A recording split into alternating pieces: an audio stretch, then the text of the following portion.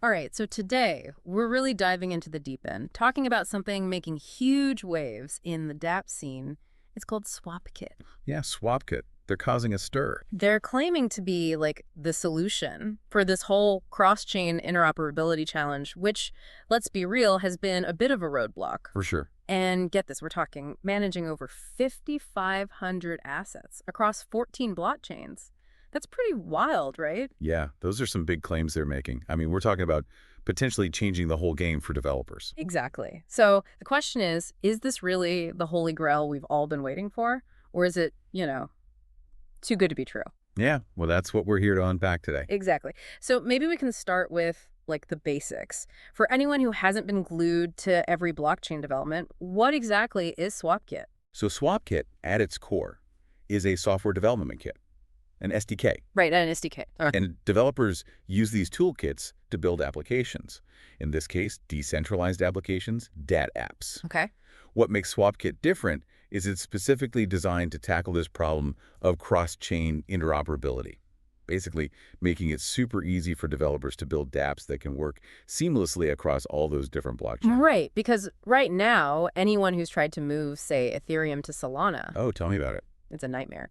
So how is SwapKit actually different from all the other SDKs that are out there? What makes it so special? So instead of trying to reinvent the wheel, SwapKit cleverly integrates with already established, really robust protocols in the space. Okay. We're talking about big names like Thorchain, Chainflip, Maya Protocol. Mm-hmm. They're leveraging what these protocols already do so well. So for those of us who might not be familiar, why are these protocols like Thorchain such a big deal?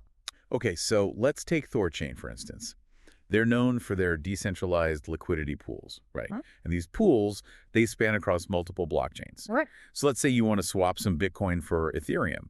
Instead of just being limited to the liquidity on one chain, SwapKit can tap into liquidity from multiple chains via Thorchain. Got it. This is how they achieve what they call optimal price execution. Basically, it's like having a broker who can access every exchange out there to find you the absolute best deal possible. Oh, I see. So it's not just a fancy marketing term. It has real implications for users. Exactly. It's about getting the most bang for your buck. I like it. But I have to ask, with all this moving assets between different chains, what about security? It sounds a bit risky to me. You're right to raise that. Security is absolutely paramount here. Right. The beauty of SwapKit's approach is that they're relying on the already established, battle-tested security measures of protocols like Thorchain.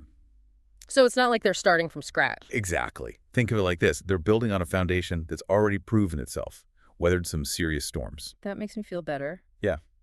But Okay. every new technology has its limitations, right? What are some potential drawbacks or things that developers should be aware of? Sure.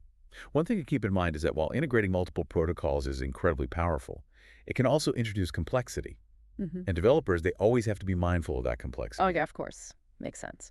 Additionally, relying on third-party liquidity providers, which is often necessary in this space, it does come with its own set of potential risks.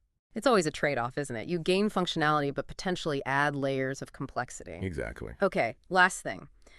Can you paint a picture for our listeners? If we're all living in a SwapKit future, what does that actually look like? Can you give a concrete example? Sure. Imagine a decentralized lending platform. Yeah. Okay. You want to use your Bitcoin as collateral. Yeah. But you want to borrow some Ethereum-based stablecoins. Yeah. With a SwapKit-powered platform, this entire process would be seamless. No more jumping through hoops, going through different exchanges, wrapping your assets. It just works. Wow. That is a game changer. It seems like the impact on the user experience is massive. Oh, absolutely. Right. And I think that's the key takeaway here. SwapKit has the potential to make dApps truly chain agnostic, Yeah. accessible to everyone, no matter what blockchain they prefer. A truly interconnected world, that's the dream. It's exciting, but it also begs the question, what other innovations will this interconnectedness unlock? What's coming down the pipeline? It's going to be really interesting to watch it all unfold.